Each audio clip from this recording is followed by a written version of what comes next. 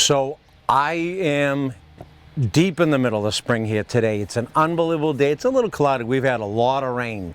And I'll tell you, everything out there is blooming. Trees, shrubs, flowers, it's unbelievable. Flowers, your annuals and your perennials are just starting to crack open. But one thing I always wanted to talk about, and I really wanted to talk about with the city of Waltham and towns and all that, is trees. What do trees do for us? What are trees good for in the urban, in the suburban, in the downtowns? What do they do? Well, I'll tell you, I have an opportunity to meet up with Kevin here, and he's the tree warden for the city of Waltham. Thank you, Kevin, for coming on the show Around the Garden with Jimmy K. Thank you so much. So as we were walking and talking about the trees and some of the things, I just couldn't believe what you were talking about. Some trees go on this side, some trees go on this side, and what they do. And can we take a walk down on the sidewalk and tell me exactly what you did for the city of Waltham? There were some old trees here and they just had to go, right? And tell me, why did they have to go? So, unfortunately, 40 years ago, there was a monoculture of Norway maples planted in the city. And it didn't matter if they were on the wired side of the street or the non-wired side of the street. They just grow up and become tuning forks around the wires over time. So I saw it as, and these trees were approaching end of life, and they're all, 80% of them were invasive species Norway maples. So I thought with new sidewalks and curbing going in that it would be a great opportunity to change that habit of planting a monoculture. And so now I have shade trees on the non-wired side. I have ornamentals that can go under the wires and either be pruned to go around them or they just don't get up into the wires.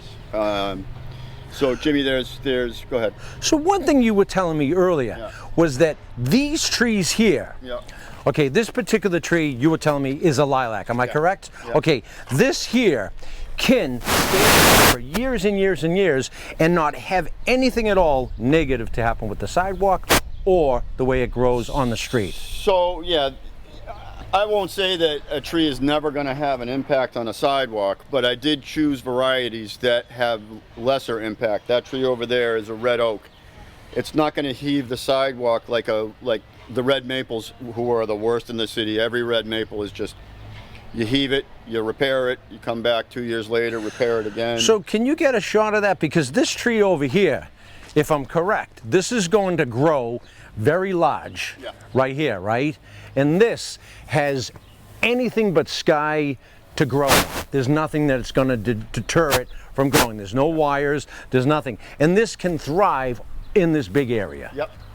And one of the things, why do they have these poles? Why do you have these poles put in? So we just dug these out of the nursery last month while they were dormant. And you can see that, the root ball is pretty big, but I worry about in a wind event, you know, and with the ground saturated that the tree could lean. And this one actually has. It's leaning this way. I'm going to have to make it. So you want this tree to go in the ground with stability, to be strong, and the wind and whatever it is people walking by could shift that, and that's going to kind of tackle the roots a little bit that are trying to grab the soil right away. So this is helping that quite a bit. So it's a little baby just getting started. So it's for stability. Wow. So they'll remain for about a year. Now, you got other trees over here too. Can we go down and you can tell me, because this is a nice neighborhood and you've got some good grounds going on here, but you've got different colors going on here. Now over here, I'm getting too excited over here. I might actually have to get some of these. This particular tree here, this is going to look really nice. I mean, if you look down the road here, well, now what's this called? It's a Zelkova. And what are the good, this is... So it grows in this is the same tree that's going up on Moody Street, on both sides of Moody Street. So when you see Moody Street in full color, those are all white, right? So they don't really flower. No, those were, I think there were Bradford pears there before.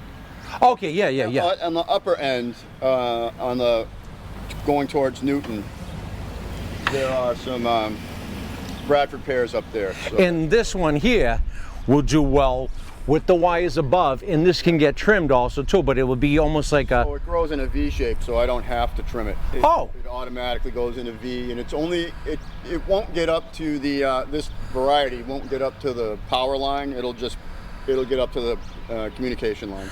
So we've talked about 3 trees, and we're going boom, boom, boom.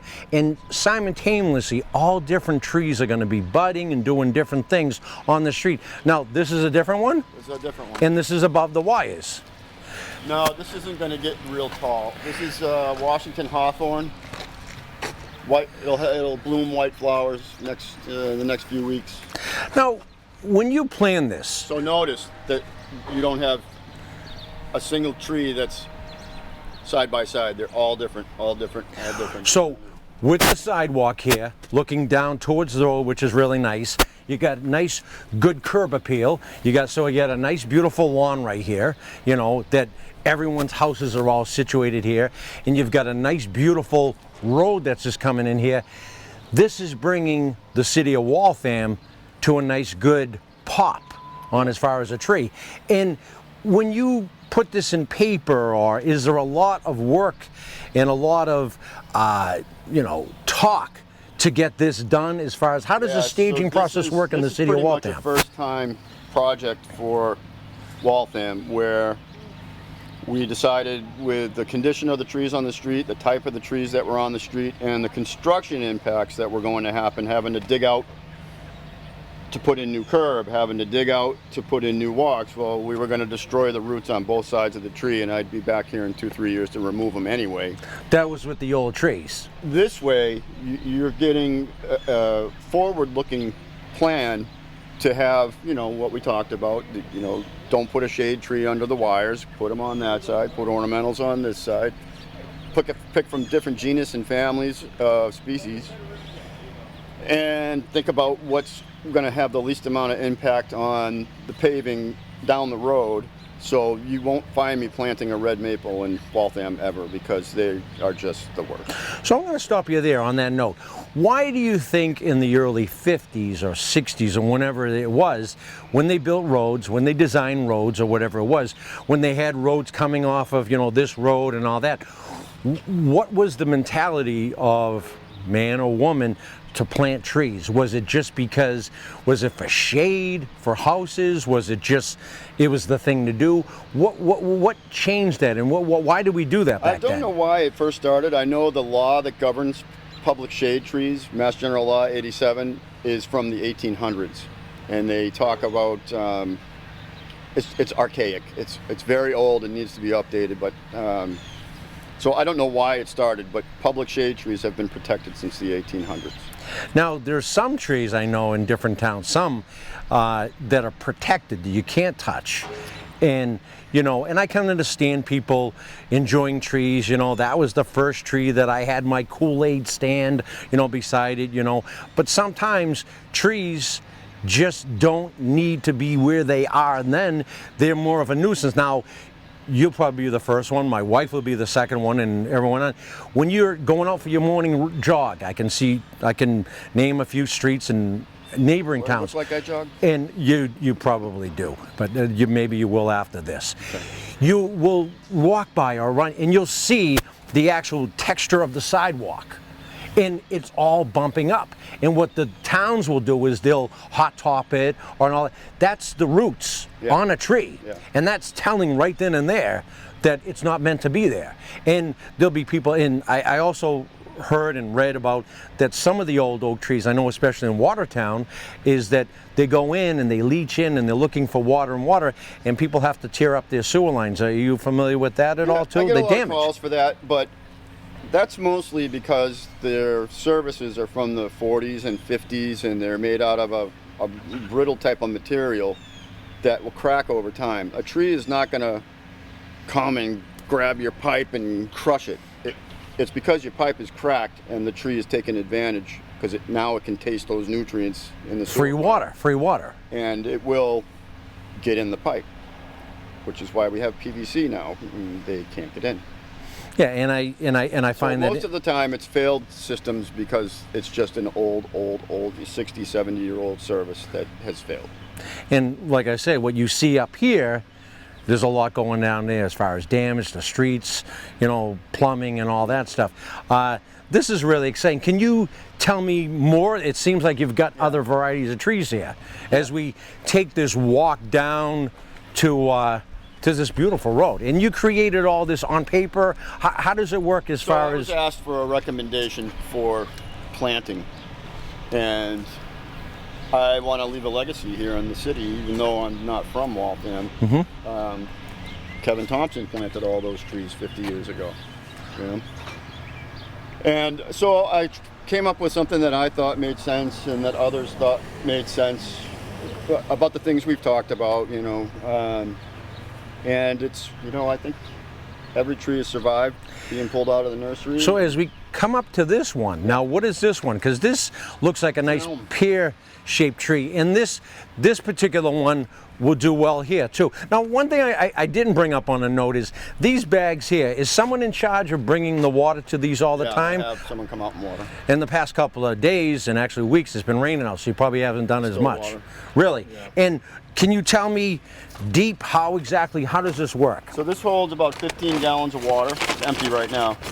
All right, so you got your job cut out It today. has some small perforations in the bottom, so the water seeps out slowly, so it doesn't just run off into the street. So you're saying right here is the fill for the water, and there's a zipper here. Yeah, that's the fill. I don't know if you can see on camera there, but there's a zipper right here. So you unzip that, and if it's dry out, you'll leave these bags on for how long now? They'll be on the whole year. Okay, so and then I'll take them off before winter so that insects don't get in there and lay eggs and whatnot. and somebody from the city comes in and checks on these and fills these with water, and then underneath here it has a little perforation holes, you said, and then it looks like it's moist down there anyway, so that's pretty good. And then what it will do is it'll keep this always somewhat damp. Yeah. And it's a very, very slow release. Now, fertilizing. Some of them take an hour, some of them take, I don't fertilize new transplants. I do use mycorrhizal additive, so it's a fungus that attaches to the roots and kind of doubles the mass of the roots, so it can take in stuff easier. One thing that goes through my brain is, and it's probably all cleared up though, some of the old trees that you took out, by the time the curb comes in, the new sidewalks, the old trees and all the bark and all this stuff, is there any grubs or any kind of those borers still in the ground? Do you check on that they could have actually attacked any of these trees? No, there's nothing. So this is an elm. Elms have been dying for a long time from Dutch elm disease, which is an insect comes, chews on the twigs, and a fungus enters and kills the vascular system. But they've come a long way with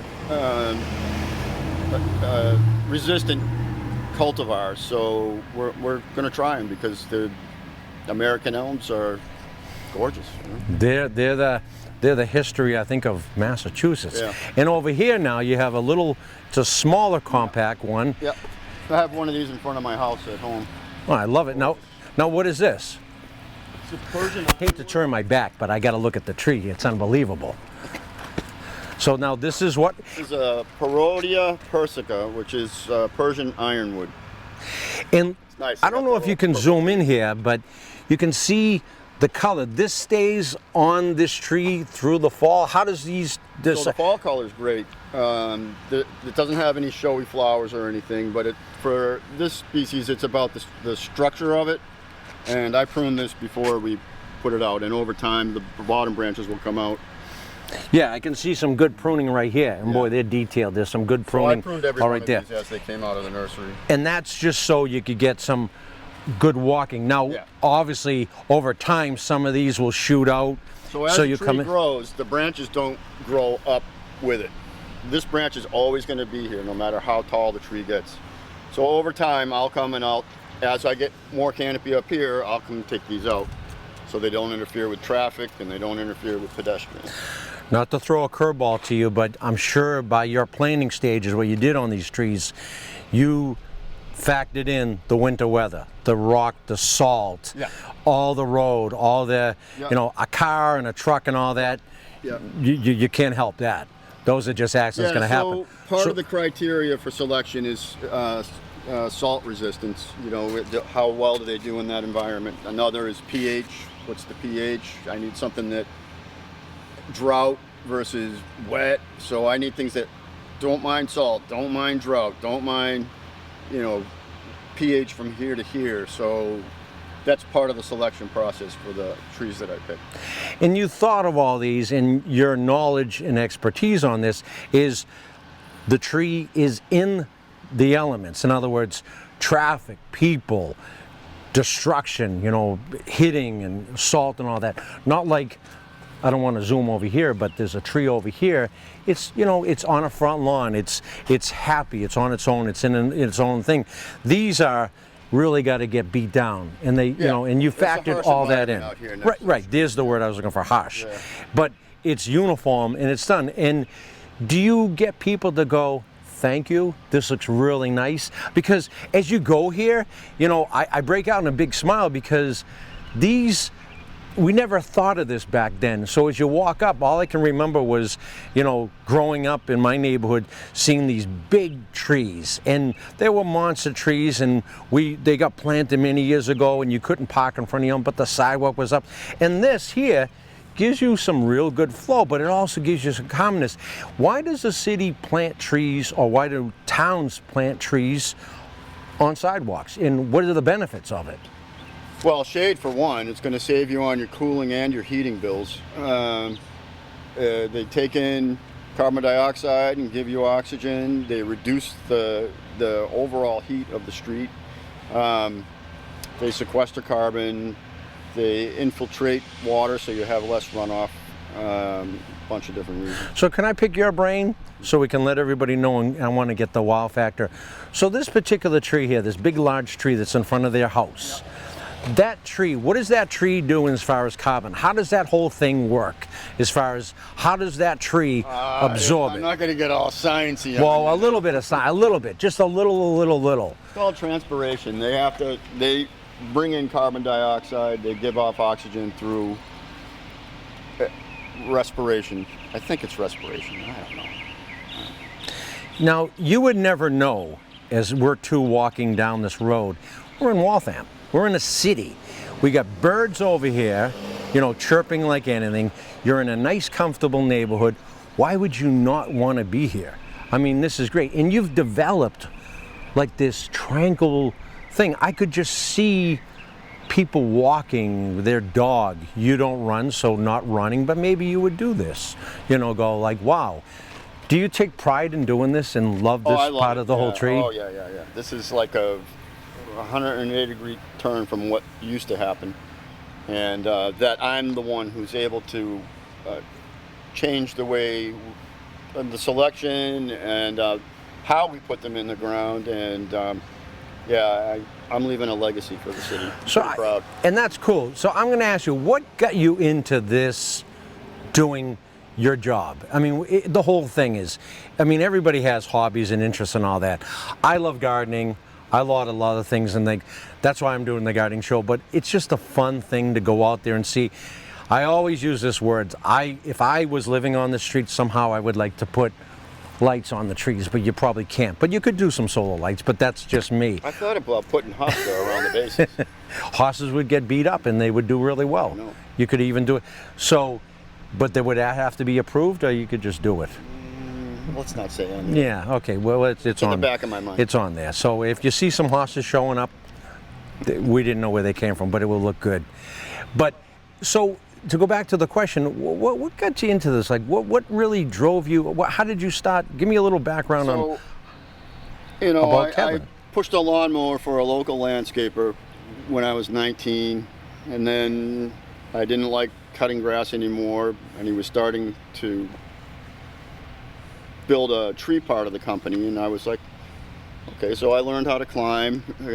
I got mentored, and then I became certified. I learned more and more. You know, I can tell you what any of those trees are in the cemetery, even when there's no leaves on them. Just the structure of the tree jumps out at me.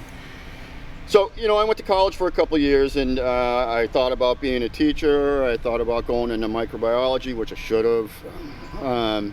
But I like being outside, and you know, working with trees, it's something different every day. I'm doing something I love. And they don't talk to you. They don't talk to you, they talk to me. Go ahead. So really, I just stuck with it. And being out in the field like a day like this, or even if it's raining out, it's still feeling accomplished that you're doing that. And like you said many times, you're leaving a legacy, and they're growing for you, these trees, and you're keeping on top of it. Well, it's for the residents, but yeah, I like what's happening, and I like the crews that I have to do this with. We've got a bunch of guys. Can you give us a little taste of what's coming as far as the city of Waltham on different trees and coming up, what you have in the back burner or your ideas? So anytime you want to remove a public shade tree, there has to be a hearing. And you either get objections or you don't. This particular street only had one objection. The rest of the residents wanted to move forward, or at least that were involved in the meeting wanted to move forward with the plan that I described. And, so we were able to do it. There are other streets where there was so much opposition, we'll do it the old way, I guess, you know, and we'll see how that turns out compared to this. So I think the more that residents see that, yes, we are taking down a bunch of trees, you don't believe that we're going to replant, but we are, and now you can see that, you know, this project happened last fall, and as soon as the ground unfroze and the trees were still dormant, that I could pull them out of the nursery, I'll take it and plant it in the street. One thing I can say is, and hopefully everybody listens, if you're having a yard sale or garage sale, don't staple to the trees, right? In the future. It's illegal, I'll find you. You know, no. And what happens to the old stumps and the old trees that you actually cut down around the city of Waltham? So this was actually a pretty cool project.